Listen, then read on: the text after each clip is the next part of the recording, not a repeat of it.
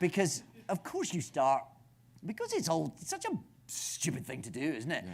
Walk out in front of people wearing silly clothes and recite a scheme of lines that you've learned with your friends who are all doing the same thing. Sometimes you can look around and go, this is really silly. We've all put lots of silly costumes on, and we're on stage kind of shouting at each other. And I'm going to say this, because then I know you can say that, thank you, and then I'll say that.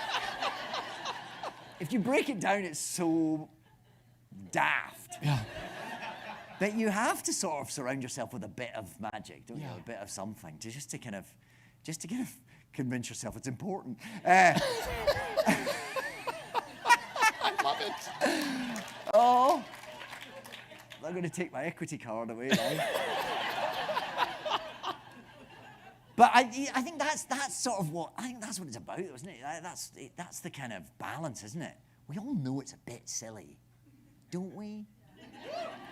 But it's so important when you're, and you want to do it.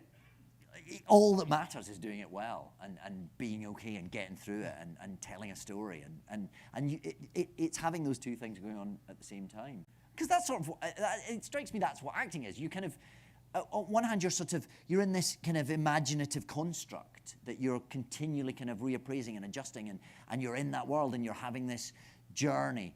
At the same time, you know exactly what's going to happen next, and you know where you're supposed to stand to say it, and you know when you put that costume on, and that's all so artificial, and yet at the same time you're balancing it with this thing which is this imaginative leap. It doesn't really make sense, and it's all a bit sort of, you kind of can't examine it too much or it falls apart. Yeah. Which is why you end up having little rituals and having sort of, because it's about sort of spinning plates and not looking at them. It's about sort of doing that, isn't it? I don't know. I'm trying to come up with a philosophy of acting live in front of a room full of people. That's a bad idea. Think about it first before you open your mouth. Maybe write it down. Maybe figure out if it works before you start extemporizing in front of people. Don't give them your inner monologue while you're sitting in front of them. Don't do that.